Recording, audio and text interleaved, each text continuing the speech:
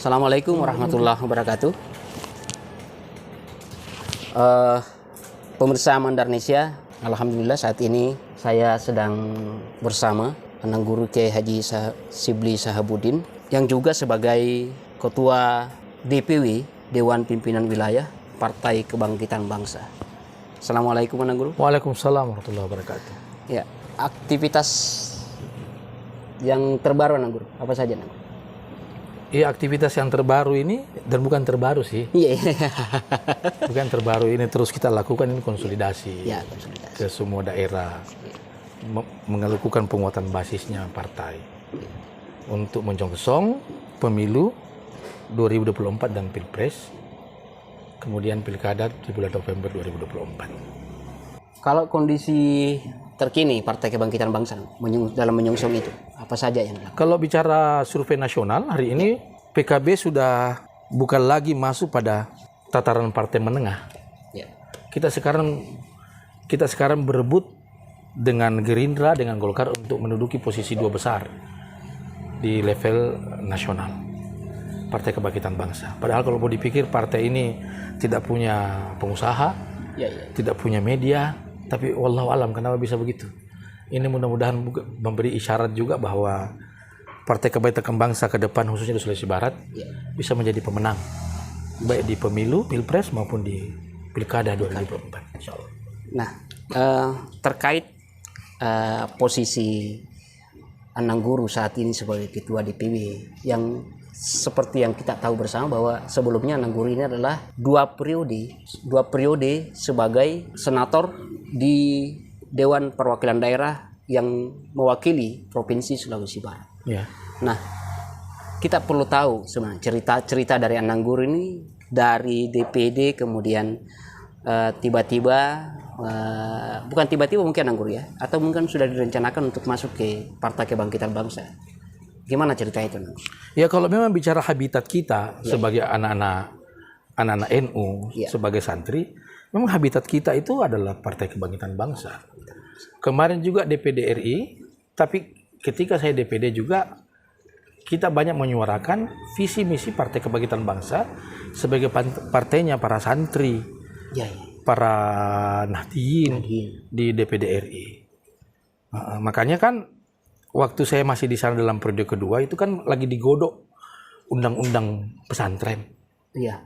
Ya, kebetulan waktu itu saya duduk di Komite 3 dan saya salah satu memperjuangkan undang-undang pesantren itu di Komite 3 waktu itu. Karena sekarang ini dengan posisi DPD kan sudah mulai agak meningkat kewenangannya ini. Iya. Jadi DPD berhak mengajukan undang-undang, DPR RI bisa mengajukan undang-undang, kemudian pemerintah juga bisa mengajukan undang-undang. Jadi ada 3 lembaga hari ini yang bisa mengajukan undang-undang. Jadi kalau DPR mengajukan undang-undang itu dibahas di DPD, dibahas di pemerintah. Begitu juga DPD kalau mengajukan undang-undang dibahas di DPR, dibahas juga di pemerintah, kayak gitu. Jadi kalau saya ditanya kenapa bisa pindah, ya memang habitat saya di situ. Saya juga pernah jadi ketua NU Sulawesi Barat. Iya. Makanya kalau misalnya ada penyampaian kemarin dari PBNU bahwa NU bukan alat partai politik, nah itu betul. Karena memang NU ini adalah dia adalah rumah. Nah, tapi kalau begitu besarnya suara NU itu harus dilarikan kemana, maka partai yang didirikan oleh NU itu satu-satunya hanya Partai Kebangkitan Bangsa. Ini didirikan para ulama. Makanya saya selalu bilang bahwa PKB ini adalah dari ulama untuk bangsa. Bahkan lebih jauh lagi, saya mudah-mudahan tidak berlebihan kalau saya mau bilang Partai Kebangkitan Bangsa ini dia dari ulama dan untuk peradaban dunia. Kebesaran Partai Kebangkitan Bangsa mungkin tidak terlepas dari basis massa yang dimiliki oleh PKB, ya sampai ke akar rumput bahkan. Nah, kalau misalnya Sulawesi Barat sendiri, bagaimana kira-kira posisi Partai Kebangkitan Bangsa saat ini? Ya, kita harus akui ya, PKB di Sulawesi Barat ini khususnya bagi basis yang seharusnya menjadi basis-basis PKB itu tidak seperti memang di Jawa. Tingkat kesadarannya berbeda. Orang-orang Jawa itu tingkat kesadaran berpartainya itu jauh lebih tinggi. Pondok-pondok pesantren di Jawa itu lebih tinggi tingkat kesadarannya. Nah, kita ingin mencoba bagaimana PKB di Sulawesi Barat minimal mendekati itu, jangan sama. Kalau itu terjadi, saya yakin PKB bisa jadi pemenang di Sulawesi Barat. Saya yakin. Tingkat kesadaran teman-teman kita di pondok pesantren itu masih sangat terbatas tentang apa posisi PKB, bagaimana posisi pondok pesantren, dan lebih besar lagi bagaimana posisi basis-basis kultural Nahdlatul Ulama di bawah. Itu tingkat kesadarannya itu memang berbeda.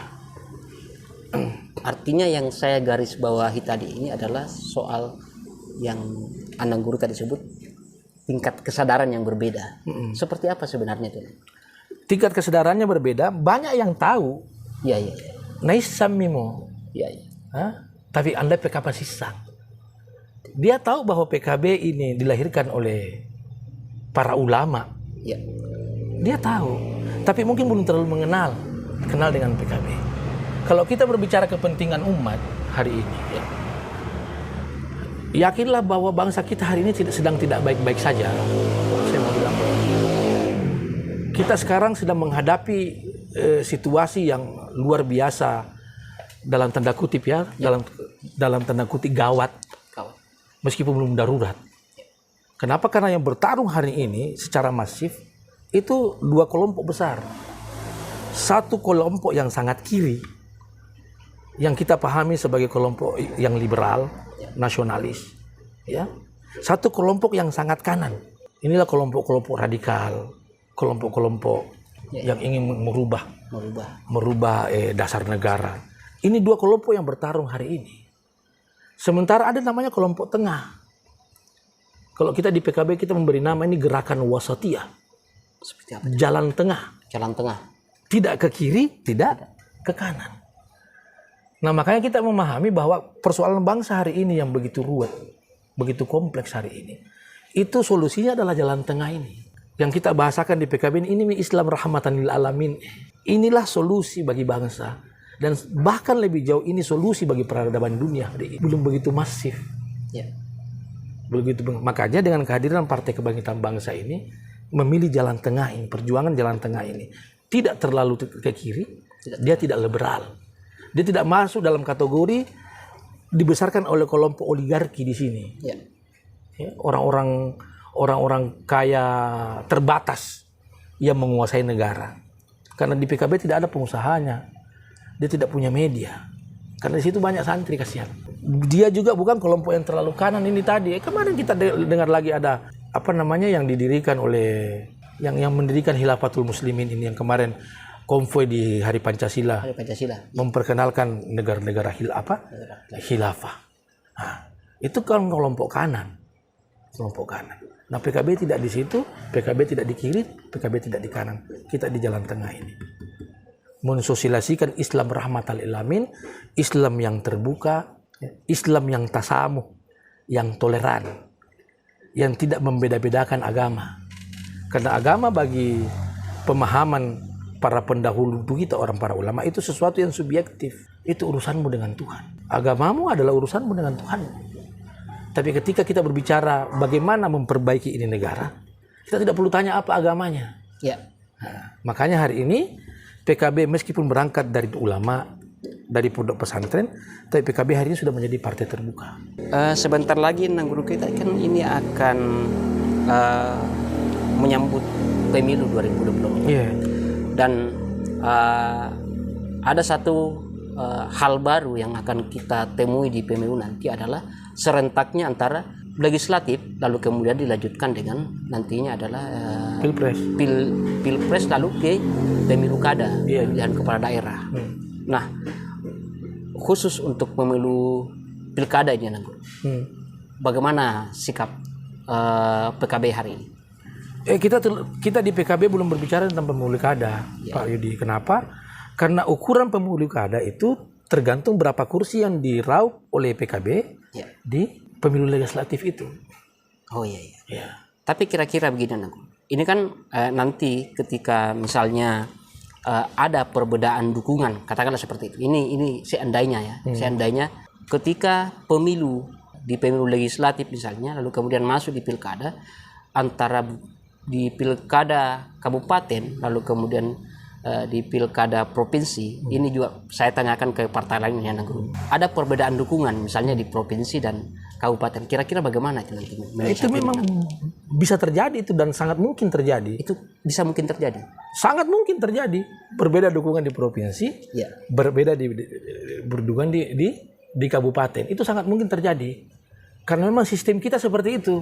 Makanya sekarang beberapa partai-partai ini sudah membangun komunikasi sejak awal untuk menghindari masalah itu. Jangan sampai kita benturan di provinsi, betul. Jangan sampai kita benturan di tingkat kabupaten. Kalaupun hal itu terjadi, maka akan dibuat garis tegas pemetaan antara pengurus partai di tingkat kabupaten dan pengurus partai di tingkat provinsi. Kalau itu terjadi, karena dalam bayangan saya, ini pertama yang saya pikirkan adalah rakyat. Tentu mereka akan bingung kok di kabupaten katakanlah misalnya PKB dukung ini misalnya, di provinsi berbeda lagi. Jadi dan bersamaan. Iya, karena bersamaan. Ya, karena bersamaan, betul. Itu yang pertanyaan ini juga saya tanyakan ke partai yang lain. Kira-kira bagaimana nanti? Apakah ini menjadi salah satu titik lemah dari sistem hari ini atau bagaimana itu? Iya, betul. Atau bukan saya bukan lemah ya. Perlu disempurnakan agar supaya tidak membingungkan rakyat. Nah, untuk mengantisipasi itu jangan sampai terjadi, makanya beberapa partai-partai besar termasuk kita di Partai Kebangkitan Bangsa ini sedang membangun komunikasi untuk menghindari masalah itu. Untuk menghindari. Artinya sekarang PKB sudah mempersiapkan diri dari mulai tingkat provinsi sampai ke tingkat kabupaten. Iya. Kita tetap akan membangun komunikasi. Tidak, karena yang menentukan kan pusat. Ya. Jadi partai-partai kita di tingkat DPP ini yang membangun komunikasi di partai-partai lain di tingkat pusat juga untuk membicarakan bagaimana ini. Iya. Ya, kalau kita dari awal sudah sepakat untuk melakukan koalisi, jangan sampai ada benturan antara koalisi di tingkat provinsi dan koalisi di tingkat kabupaten. Ini sedang dicari titik temunya seperti apa. Karena menghindari masalah itu. Karena betul memang rakyat yang kita bingung. Kita korbankan. Bingung ya kasihan. Bingung ya. Iya. Kayak gitu. Tapi sebenarnya seandainya rakyat juga cerdas sih, tidak bingung-bingung amat, kan tinggal memilih kan. Oh, kok di kabupaten saya pilih ini, di provinsi saya pilih ini. Iya. Jadi janganlah kita sebagai orang Medan ini sebenarnya masalah yang janganlah mempersulit sesuatu yang bisa dimudahkan. Kalau agama mengajarkan kalau bisa mudah kenapa harus dipersulit? Itu bedanya kiai sama politisi sama yang kalau politisi itu bagaimana masalah mudah supaya disulitkan. Kenapa harus dikasih mudah kalau bisa kasih sulit? Nah, kalau kita di agama beda. Bagaimana masalah sulit bisa menjadi mudah dengan menggunakan bahasa-bahasa yang mudah. Inilah untungnya kita kalau kita punya politisi yang backgroundnya itu adalah seorang Anang Guru.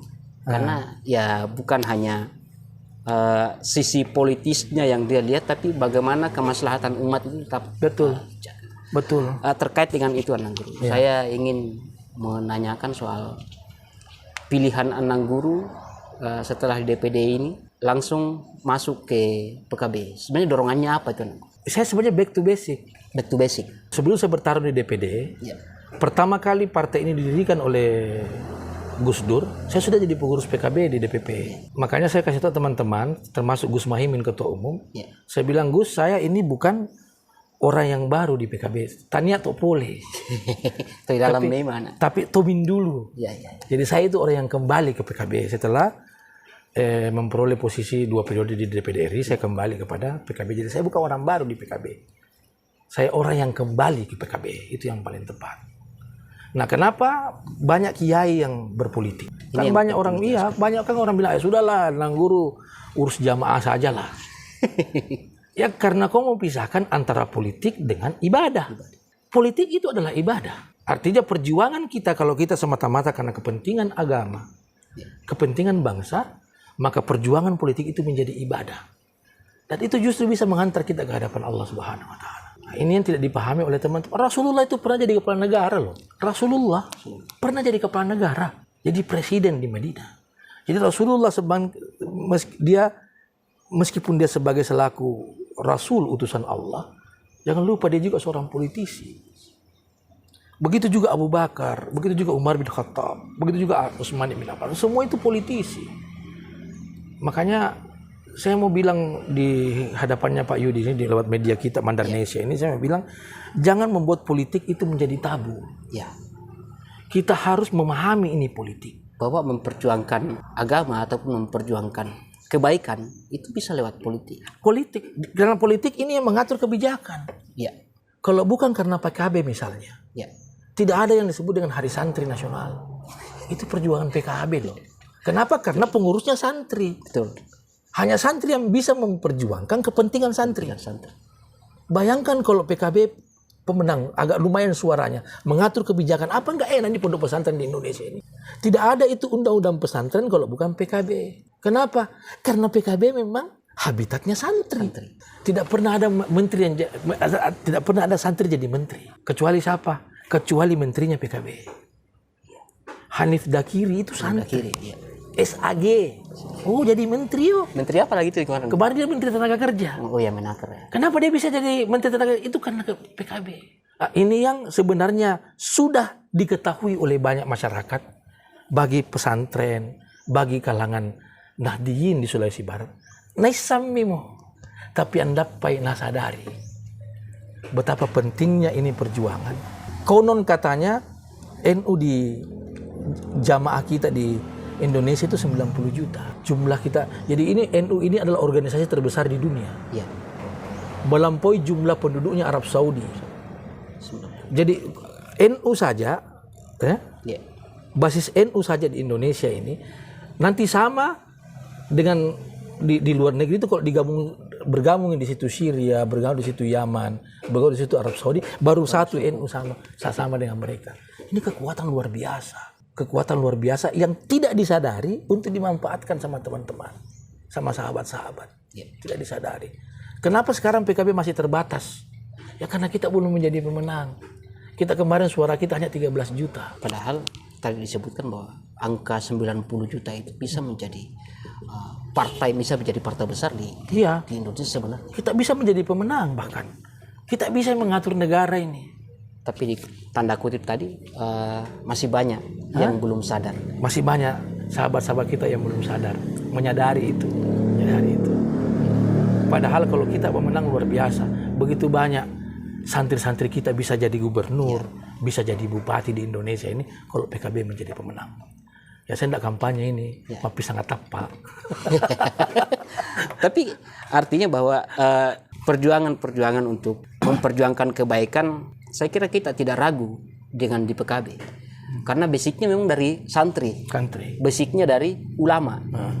Sehingga saya pikir tidak ada keraguan untuk memilih ataupun menentukan pilihan nanti di pemilu 2024. Betul. Saya kira itu yang harus dibangun kesadaran di kita semua. Iya. Jadi memang langkah kita tinggal satu ini. Teman-teman di Sulawesi Barat, saya bicara konteks Sulawesi Barat. Teman-teman di konteks Sulawesi Barat ini tidak perlu dikasih tahu. Nasa memang. Tinggal bagaimana PKB yang ada di Sulawesi Barat ini tinggal mengetuk pintu hati mereka untuk menyadari itu bahwa kemenangan ini adalah untuk kepentingan bangsa. Kemenangan ini untuk kepentingannya semua kita punya anak-anak yang ada di pesantren. Kasihan pesantren selalu menjadi kelompok termarginalkan dibanding sekolah-sekolah yang lain. Nah, kalau bukan karena PKB terakhir keluar Perpres tentang dana abadi pesantren. Itu siapa yang perjuangkan? Harus melalui politik. Nah, dari mana wadahnya politik? Apa yang kita pakai? Nah, satu-satunya partai hari ini yang memperjuangkan kepentingan itu hanya Partai Kebangkitan Bangsa. Ya itu dibuktikan ketika Nangguru di DPD ya. Iya. Undang-undang apa itu? Undang-undang pesantren. Undang-undang pesantren. Itu begitu banyak teman-teman saya itu karena yang tidak memahami pesantren mereka nolak. Ini undang-undang. Karena dia hanya melihat pesantren itu sebatas lembaga pendidikan yang reguler yang biasa seperti pesantren-pesantren lain. Tidak begitu pondok pesantren. Saya berikan pemahaman kepada mereka bahwa pesantren itu begini. Kenapa saya bisa memberikan pemahaman kayak begitu? Ya karena saya anak santri, saya pernah di pesantren, jadi saya tahu. Makanya sampai saya bilang ya la yastawil ladzina ya'lamun wal ladzina la ya'lamun. Tidak sama itu memang orang yang tahu dengan orang yang tidak tahu. Nah, banyak di antara kita ini seperti tahu. Tanpa menjadi narasumber Tommy Tiong padahal enggak ada nesang. Padahal itu ada nesang. Indonesia. Begitu. Jadi ya sok tahu Wirekeng. Nah, ini berbahayanya kalau orang bicara tentang sesuatu yang tidak ahli, tidak pakar. Apalagi Minang Guru lo di Google. Hanya tahu masalah dari Google. Kasih. Oke, gitu. Terakhir Nang Guru. Soal kesiapan PKB untuk menjemput. Saya tidak bicara pemilu Nang Guru. Saya selalu bicara pilkada di Sulubar. Kira-kira sikap PKB untuk pilkada nanti bagaimana Nang Guru? PKB mau jadi pemenang di semua pilkada, baik di kabupaten maupun kadernya gimana? Kita sudah siapkan kader untuk itu. PKB juga sudah punya kader untuk kabupaten. PKB juga sudah punya kader untuk disiapkan di level provinsi Sulawesi Barat. Kita sudah siap. Tapi untuk menjemput itu tentu PKB harus berdarah-darah dulu ini di kabupaten dan provinsi. Bukan di pemilihan legislatif. Karena ini yang menentukan. Karena malu-malu juga dorong kita punya kader. Kalau PKB 1 di kursinya misalnya di legislatif malu-malu juga. Tapi kalau signifikan kita punya kursi, malu juga kalau tidak dorong kader. Jadi sama-sama malu. Satu malu mendorong kader, satu malu kalau tidak mendorong kader. Jadi kalau PKB punya kursi yang signifikan di level legislatif kabupaten maupun provinsi, saya malu kalau bukan kader kita yang kita dorong. Artinya PKB punya peluang untuk menjadi calon gubernur dan calon bupati karena dia punya partai. Beda dengan orang yang tidak punya partai jadi ingin menjadi calon. Iya, itu analoginya seperti itu. Orang yang tidak punya partai saja mau jadi bupati, mau jadi gubernur, apalagi yang punya partai. Analoginya kayak gitu. Ya bahasanya ya renung kami. Closing statement Nang Guru. Closing statement. Closing statementnya ya cuma satu saja. Saya minta kesadaran itu tadi. Untuk kepentingan siapa? Untuk kepentingan kita semua. PKB hari ini adalah partai jalan tengah. Dia merupakan partai jalan tengah dan dia juga merupakan partai solusi terhadap persoalan-persoalan baik di level kabupaten, provinsi maupun secara nasional. Mungkin itu yang closing statement saya. Terima kasih Pak Yudi. Pemirsa Mandarnesia, sekali lagi saya mau katakan bahwa ini bukan yang terakhir bersama beliau. Insya Allah akan ada sesi-sesi yang lain. Ini hanya menjadi portal Mandarnesia dengan Anang Guru, pintu antara Mandarnesia dan beliau untuk adanya sesi-sesi berikut, podcast berikut dengan beliau. Insya Allah mudah-mudahan beliau masih berkenan. Mudah-mudahan waktu masih mengizinkan kita untuk kembali duduk sama-sama di ruang kanal mandarnesia.com. Terima kasih. Assalamualaikum warahmatullahi wabarakatuh. Waalaikumsalam warahmatullahi wabarakatuh.